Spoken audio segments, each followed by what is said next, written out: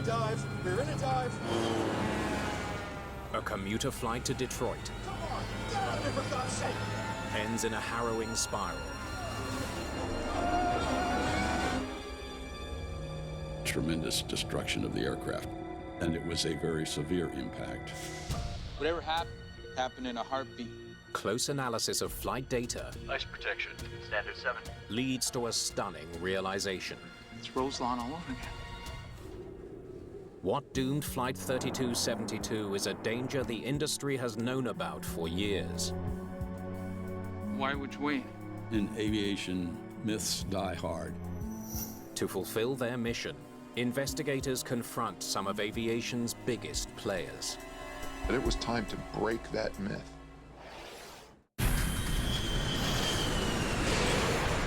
Hey.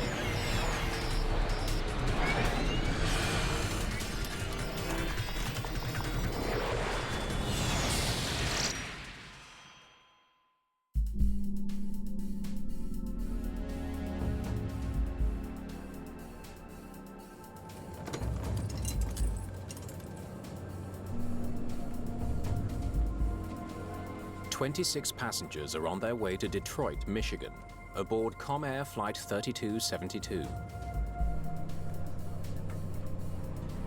It's a short afternoon flight, operated by one of America's largest regional airlines. The workhorse of the Comair fleet is the Embraer 120, a Brazilian-made turboprop. The airplane handled quite nicely just about every regime that you could think of that would be appropriate for the type of operation that we were doing. Dorinda Ogden has been a Comair flight attendant for 5 years. Here's your drink, Ken. Thank you very much for the icing. First Officer Kenneth Reese and Captain Dan Carlson have been trading piloting duties all day. This is the day's third leg, and First Officer Reese is at the controls. I flew with Kenneth 2 or 3 times. Stuart Lauer is a former Comair pilot. I found him to be a very capable pilot. He knew what he was doing. Out of Detroit, we're looking at 239 radio. Flight 3272 left from an airport near Cincinnati, Ohio at 3:08 p.m. It's expected to land in Detroit just after 4 o'clock in the afternoon. What we want to do is just fly from point A to point B, get the passengers there safely, and not scare them to death. Heading 030 to join the arrival, Comair 3272. The crew has the plane on autopilot as they descend from 19,000 feet. Closing in on their destination, Just some bumps. they hit some unexpected turbulence. Despite the rough ride, the flight is still running on schedule.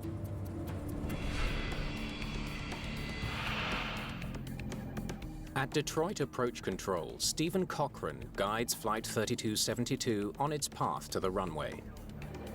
Comair 3272 Detroit approach, heading 050, vector to runway 3 right. It's another busy Thursday afternoon for the veteran controller. Detroit, Cactus 50 level at 12,000. The crew of an Airbus radios in. Cactus 50 Detroit, roger. Expect vectors for 3 right. The controller wants the larger Airbus to land before Comair 3272. The jet was much faster than the Comair Flight, so the air traffic controller made the decision to give the jet priority over the turboprop and gave them a slower speed. Comair, maintain 190 knots, if unable advise. Roger. 190 knots, Comair 3272. First Officer Reese reduces his speed to 190 knots to let the incoming Airbus land first. The fact that 3272 was placed behind Cactus 50 added just a little bit to the maneuvering that was required. Ladies and gentlemen, we're on our final approach to Detroit. Please fasten your seatbelts and stow away your tray tables. The turboprop should be on the runway in less than 15 minutes.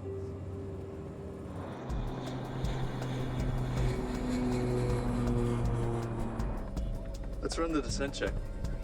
The approach phase is the busiest time from a workload standpoint for the pilot, and that's the time that he would like to have the assistance of the autopilot. Ice protection. Windshield, props, standard 7. Pressurization. As they descend towards 8,000 feet, the pilots perform a series of standard checks. Auto. As you come in to land, we go into what's called a sterile cockpit. On. There's no chit-chat, it's just strictly business. Comair 3272, reduce speed 150. The controller now wants the turboprop to reduce its airspeed to 150 knots. Comair 3272. Reduce speed 150. Speed 150. Comair 3272. They always gotta tell us everything twice. It's got a short-term memory disorder. Is that what that is? Yeah, that's what it is. Comair 3272. Now turn left, heading 090. Heading 090, Comair 3272. The airplane was responding properly to all the air traffic control inputs and not indicating any problem. The plane banks left as the pilots make their final turn. First Officer Reese expects the autopilot to roll the plane back to level.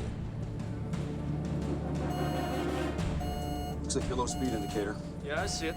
Power. The captain advances the throttles to gain speed. But it doesn't work. Instead, the plane's autopilot disconnects. When the autopilot disconnected, a very sudden left roll began.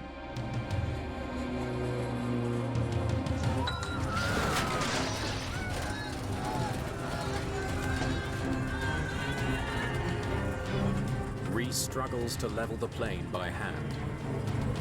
The amount of effort it takes to move those control surfaces, you gotta muscle it until you can get it where you want it to go. He wrenches the control column to the right, trying to correct the steep left bank. Nothing really happened. The aircraft continued rolling over to the left.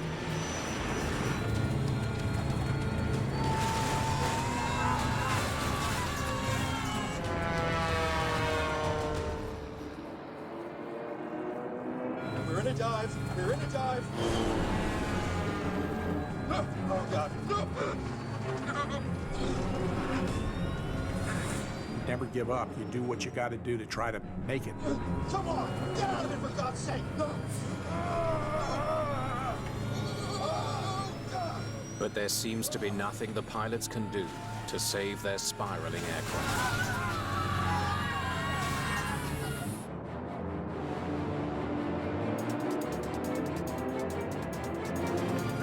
There was virtually no controllability. Nothing can be done. There's just insufficient altitude to recover.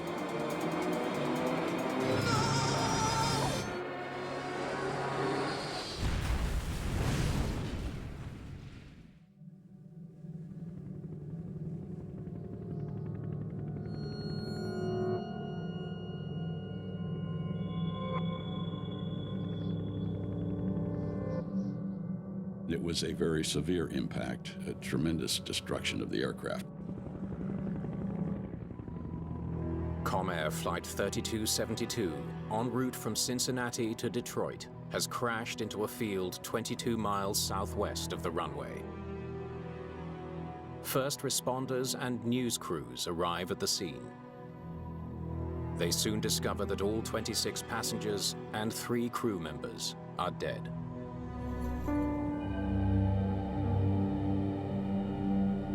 We'd like to offer our condolences to the families. Our hearts go out to those that have lost their loved ones today. The sudden loss of 29 lives leaves families and friends in anguish.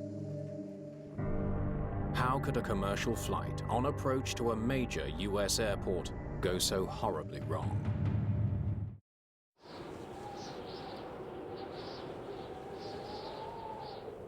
The morning after the crash, a blackened scar on a frozen field marks the fatal impact zone of Flight 3272. Families and friends attend a memorial service for the crash victims. A team from the National Transportation Safety Board is already at work recovering pieces of wreckage for analysis.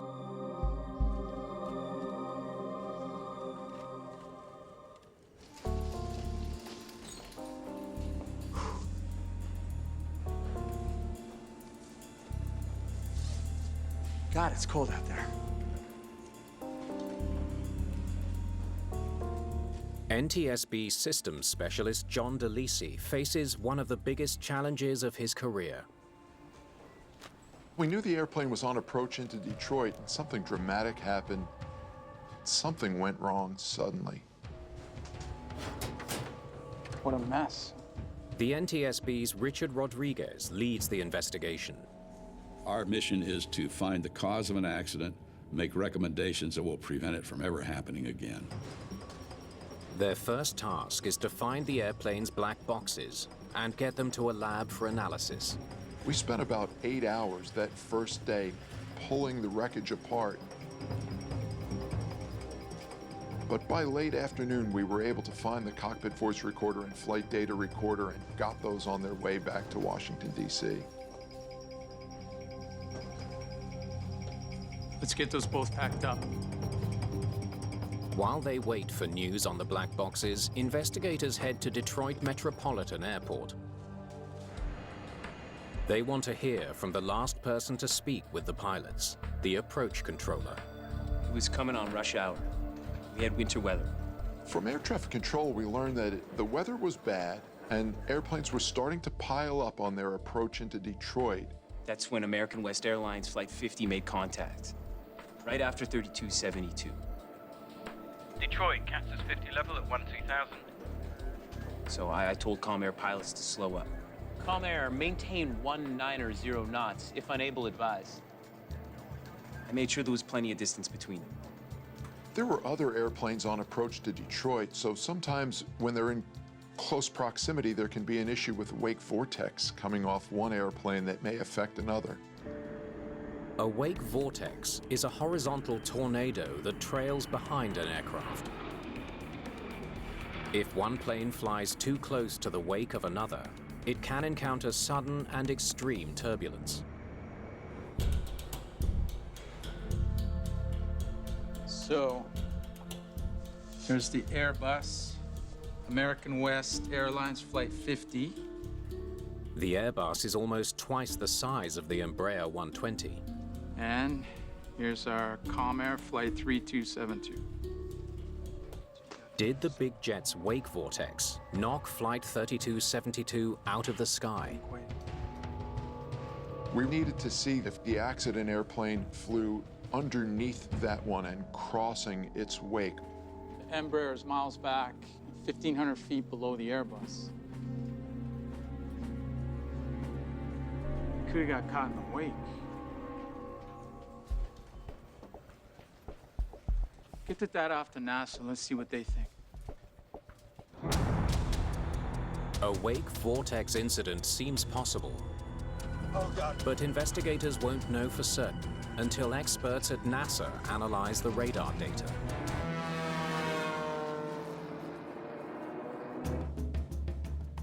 Meanwhile, Rodriguez explores other possibilities.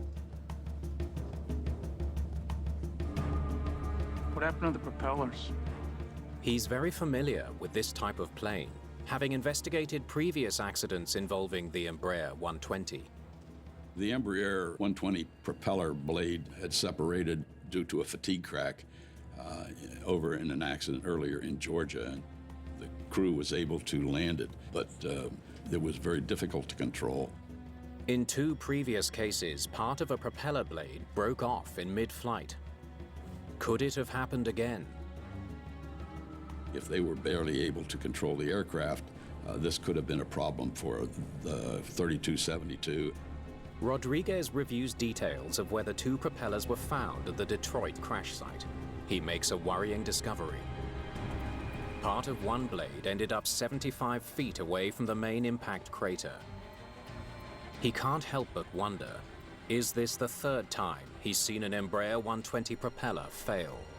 We need to take a look at those propeller blades. We wanted to get those blades of the propeller to ensure they were intact at impact.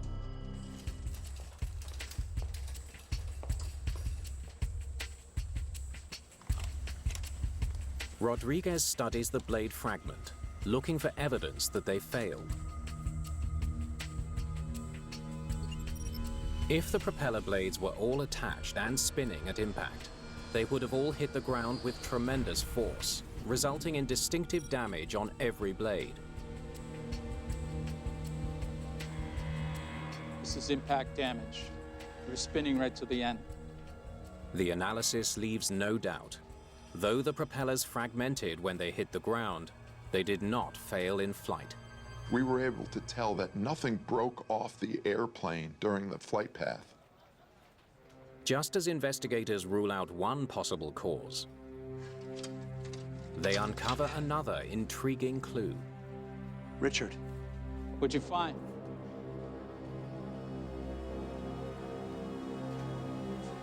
It's the engine fire lever. Looks like it's been pulled.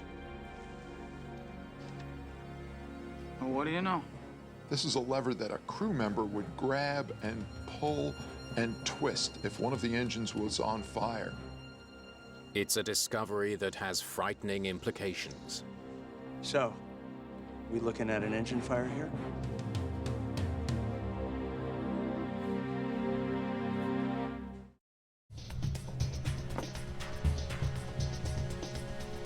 Yeah, put that one here.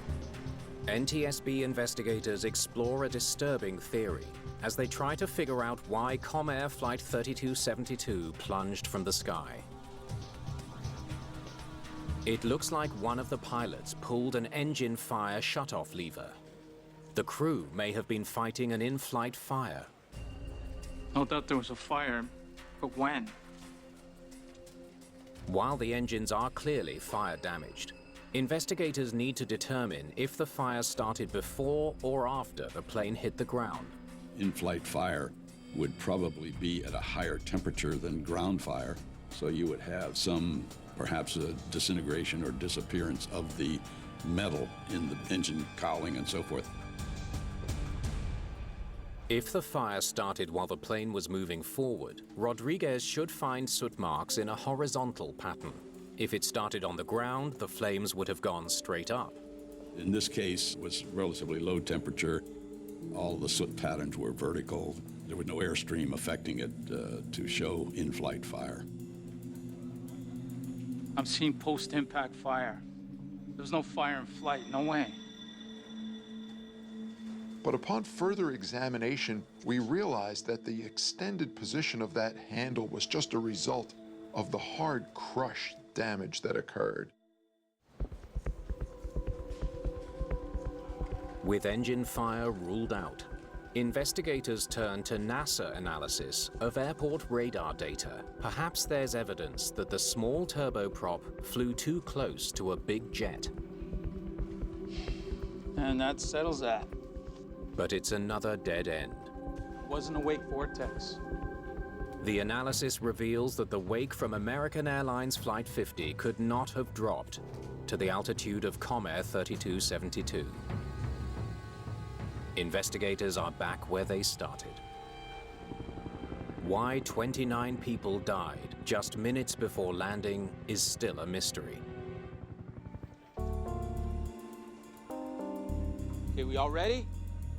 They finally have access to the information stored on the plane's flight data recorder. Left engine, please. It should give them important details on how the aircraft was performing. Now the right engine. Right up to the moment of impact. Here it's starting. The engines are guzzling fuel. The speed stays the same. The data reveals a puzzling detail. Just before the plane's sudden upset, the engines were working hard, but to little effect. The flight data recorder indicated that the aircraft had received significant degradation in the performance. Look what's happening here. Autopilot is on. It's Turn is done. Should level off here. But it doesn't. Keeps rolling. What really jumped out at us was the airplane continued to roll, even though the autopilot was commanding it to go back to wings level. Something's holding the engines back. As Rodriguez studies the data, he thinks he knows what may be causing the loss of performance. 4,000 feet, and it falls from the sky. It has all the hallmarks of something he's seen before.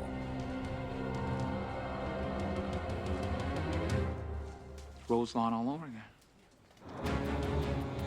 In October 1994, the pilots of American Eagle Flight 4184 suddenly lost control of their twin turboprop.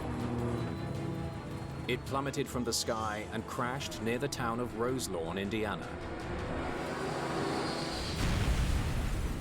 All 68 people aboard were killed.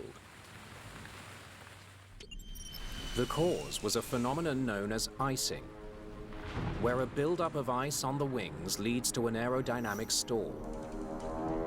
When that happens, you're not producing the lift that you're supposed to. The loss of lift is what the word stall is pertaining to. When we stall a wing, we lose lift. Following the Roselawn accident, the FAA was very concerned about the performance of turboprop aircraft in icing conditions. The Federal Aviation Administration was so concerned that it conducted full-scale tests, flying a turboprop in supercooled precipitation sprayed from a water tanker. They found that the aircraft did accumulate ice on the top of the wing to generate significant drag. The flight test's most dramatic finding was that a layer of ice as thin as a sheet of sandpaper could cause major problems for pilots. And we were very surprised to see that a trace amount of ice was enough to affect the aerodynamics and possibly cause a wing to lose lift. In March 2001, a turboprop suffered severe icing and plummeted 8,000 feet before the captain managed to regain control. That captain was Stuart Lauer. I had the shakes, something fierce. I mean, the adrenaline was flowing. Just like Stuart Lauer's flight. Check your low speed indicator. Yeah, I see it. Comair 3272 dropped from the sky in an instant. It's very complex aerodynamically, especially when there's ice contamination on the airplane. At that point, it's very hard to recover unless you gain airspeed. And the only way to do that is point the nose to the ground, not something that a pilot wants to do while trying to recover an airplane. Come on, get out of it for God's sake! Go! Where to dive? Where to dive? I was lucky. I had plenty of altitude. It took me over 7,000 feet to regain control of the aircraft. They didn't have it. They only had 4.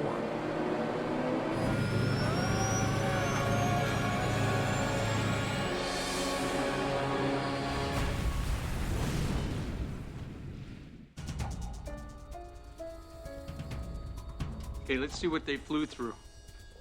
Investigators need to learn all they can about the weather conditions the Comair pilots faced as they approached Detroit. Okay, let's pull up the weather data. They know that for ice to build up on the wings of a plane, Now let's see the flight path. temperature, precipitation, and aircraft speed must all fall within a very specific range. The weather data began to paint a picture of an airplane that was on approach, flying in what were considered light icing conditions. Cactus 50, be advised there are slick runways and poor visibility. How's it up there? According to Detroit controllers, other aircraft, including the flight directly in front of Comair 3272, reported icing conditions. Yeah, it's 237 at 32 up here. Moderate icing with the possibility of freezing drizzle. Roger that. Comair 3272, how is it up there? Strangely, the Comair pilots never mentioned icing at all. Comair 3272, just a little turbulence, but that's all. They definitely flew through icing conditions. Investigators know that even a thin layer of ice can be dangerous. Perhaps the Comair pilots didn't see ice on their wings. The Embraer is probably a good 20 feet from the cockpit window back to the top of the wing where the ice would be forming. So it's very difficult to see in poor lighting conditions as 3272 is operating in cloud and late in the afternoon. But there's something that doesn't add up.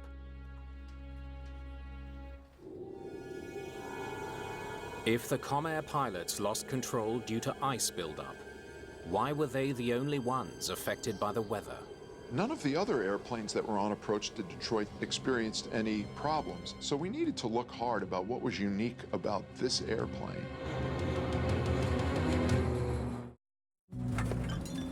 NTSB investigators are now certain that Comair Flight 3272 flew through icing conditions. What they don't know is if those conditions were severe enough to bring down the plane. We wanted to understand what role icing played in the slow and steady left roll that the airplane seemed to be experiencing. In search of answers, they visit a NASA test facility. Here they can see with their own eyes how and when ice would have formed on the wings of Flight 3272. You ready to go? We were helping the NTSB identify potential ice shapes and what those ice shapes could do to the flight characteristics. Tom Radvaski is a NASA researcher. A section of a wing is installed in a wind tunnel. We were able to get our hands on an actual EMB 120 wing section. Let's initiate. Temperature and wind speed set. The temperature is cooled down to match the flight condition. The fan is turned on to get the speed to match the flight condition. Okay, let's add the precipitation. There's also a spray bar system which introduces the liquid water into that airstream. The test simulates the exact conditions faced by Flight 3272.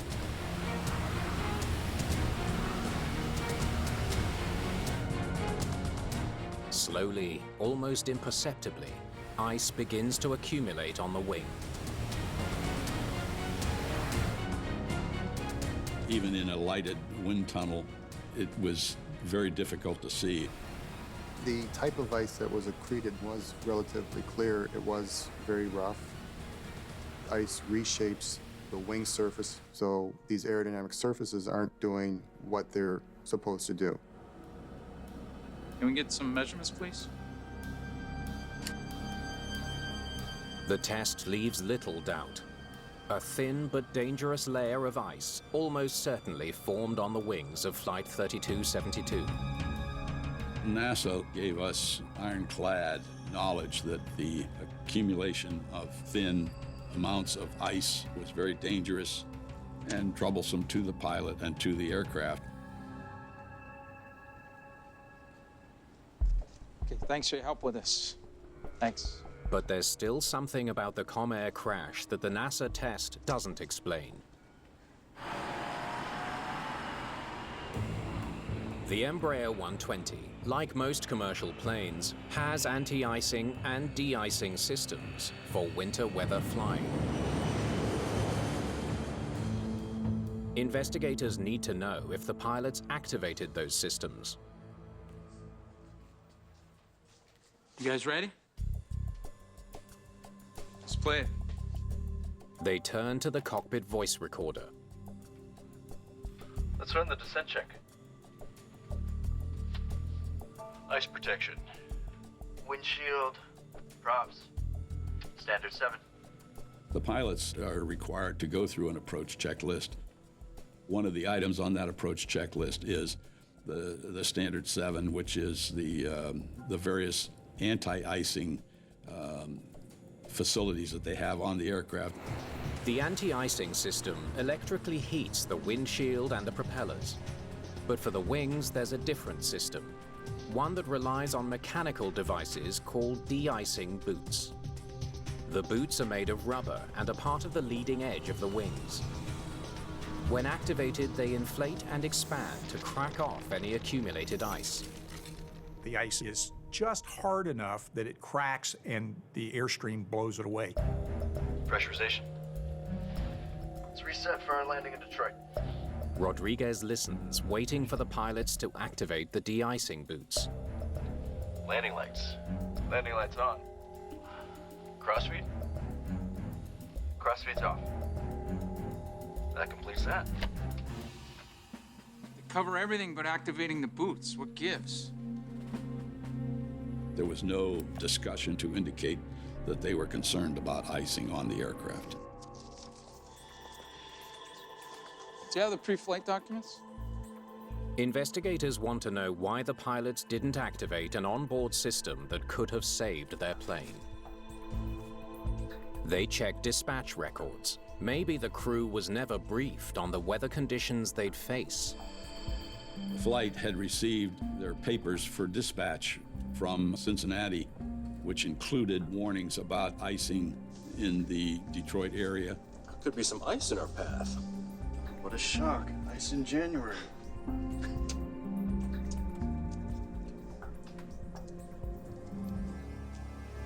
They knew they were gonna hit ice, but then never popped the boots. The de-ice boots did not appear to have been activated, so we really wanted to take a good hard look at when that system should be used and why it wasn't used on this approach.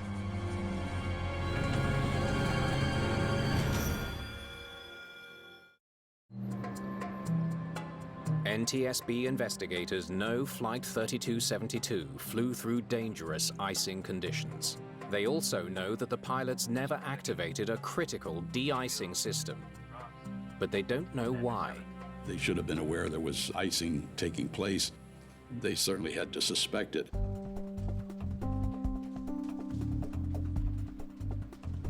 The pilots' work records reveal that Captain Carlson was a 7-year veteran with Comair. He even helped write pilot training procedures for the airline. The captain was known as a by-the-book type of pilot. First Officer Kenneth Reese was an equally proficient pilot, who was also a certified flight instructor. These pilots were well trained and had plenty of experience flying in the Midwest corridor where there's a lot of icing conditions. So if ice is just beginning to form on your wing, what would you do? Investigators contact other Comair pilots for insight into how they would handle a similar scenario. What would you do? You'd wait. You'd wait. You'd wait. How much ice? Okay. We were getting feedback that they'd wait until 1/4 to 1/2 inch of ice had accumulated before they activate the de-ice boots. That was a surprise for us to see. The revelation suggests that at Comair, outdated ideas about icing are putting pilots and passengers at risk. Why would you wait? Bridging. When de-ice boots were first invented, they inflated at a very slow pressure and stayed inflated for a while. And pilots became concerned that ice might form over the inflated shape of the boot, a phenomenon known as bridging. Ice bridging was a concern with older de-icing systems that inflated and deflated slowly.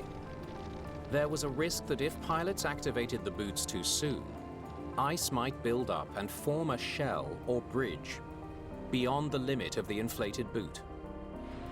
That could render the de-icing system useless. Investigators know that modern de-icing boots have evolved. Bridging is no longer a problem for turboprop aircraft. The de-ice boots on this airplane inflate rapidly. In less than a second would break off any amount of ice that was accumulated. And deflate again right away with vacuum suction. So de-ice boot bridging was not going to happen on this airplane. All right, let's take a look at the manuals these guys are following. We were interested in what guidance had the crew received, what instructions do they have, what are they trained to do when they're experiencing icing. Both Comair and the plane's manufacturer Embraer published flight manuals for the 120 turboprop. When investigators compare the two, they make a surprising discovery. What jumped out at us was that Comair was instructing their pilots to wait until a significant amount of ice had accumulated before activating the de-ice boots. That was surprising to us. Comair manual tells them to wait. The Comair manual advises pilots to wait until ½ an inch of ice forms before de-icing, while the Embraer manual says something completely different. Embraer says activate boots at the first sign of icing. The material with respect to the icing conditions were not clear, and they were not consistent for the pilots to know what they should be doing. Let's see what we can find.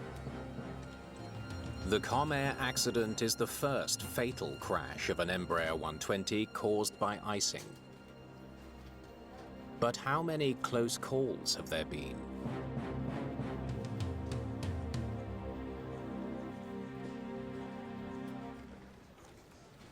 Six in less than 8 years. Man, oh man. There were 6 previous loss of control accidents involving icing with the Embraer, which is pretty significant. So what did the FAA do about this? It's a disturbing record of accidents. Investigators wonder what steps the FAA has taken to fix the problem. The Federal Aviation Administration is responsible for setting safety standards throughout the industry.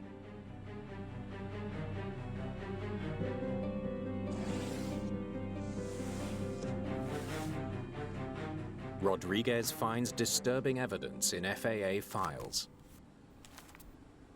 Icing, icing, icing. Boy, they sure created a lot of reports. Comair pilots may not be the only ones who held out-of-date views about de-icing. The federal regulators themselves may be part of the problem. I think we began to realize that we were working not against knowledge that wasn't out there. We were working against a long-thought trend in aviation that de-ice boot bridging is a concern. De-ice boot bridging was a myth. In aviation, myths die hard. It was time to break that myth.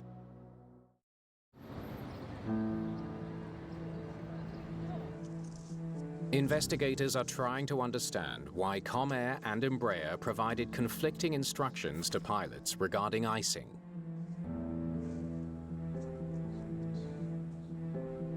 Digging through FAA files, they find some intriguing documents.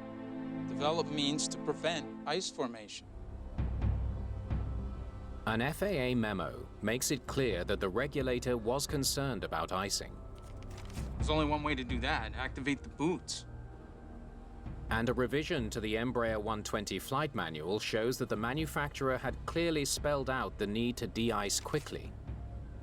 Activation of de-icing boots at the first sign of ice formation. Embraer knew the answer. So why were the Comair pilots still in the dark? Could be some ice in our path. Oh, what a shock. Ice in January.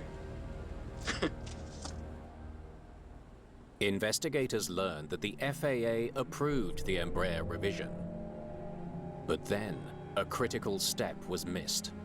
The regulator did not require airlines to adopt the change. Many, including Comair, did not. Why not make it mandatory? It's a no-brainer. While the FAA had a great deal of information, they never did officially sanction a standard that should be adhered to. Investigators finally understand what caused the crash of Comair Flight 3272.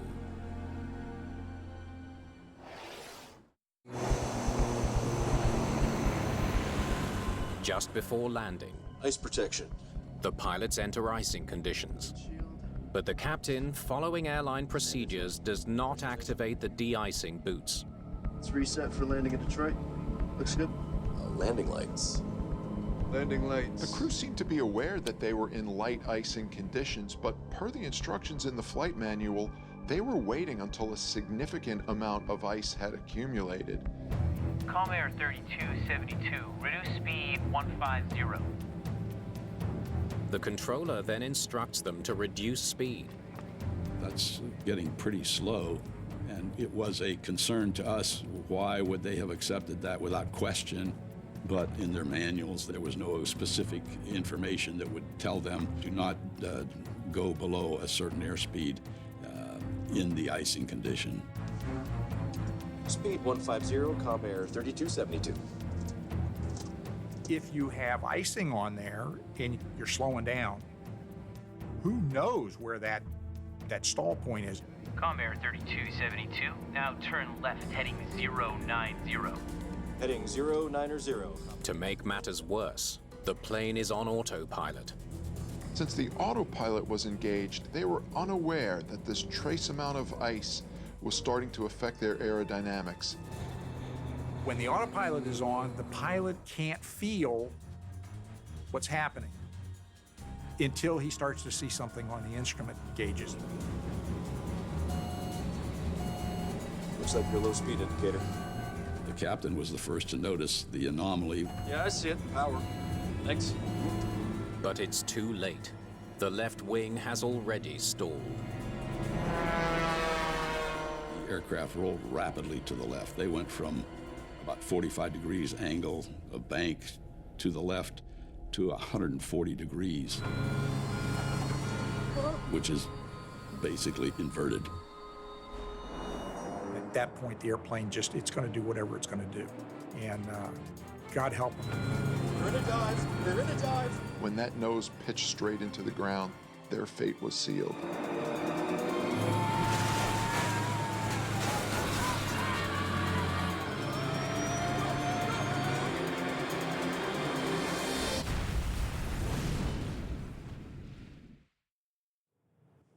I'm sorry. I wish it hadn't happened.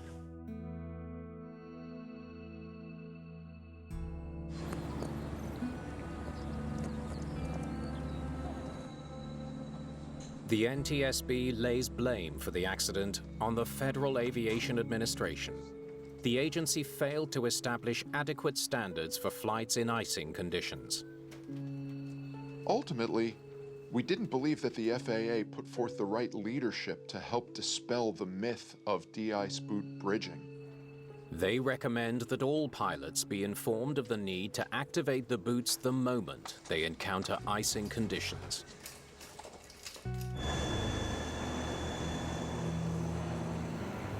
In this case, we had very good pilots, a very good aircraft.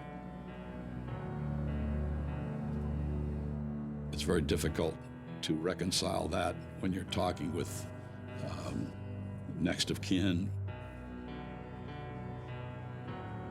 Hundreds of lives are affected. We now have information that could prevent that.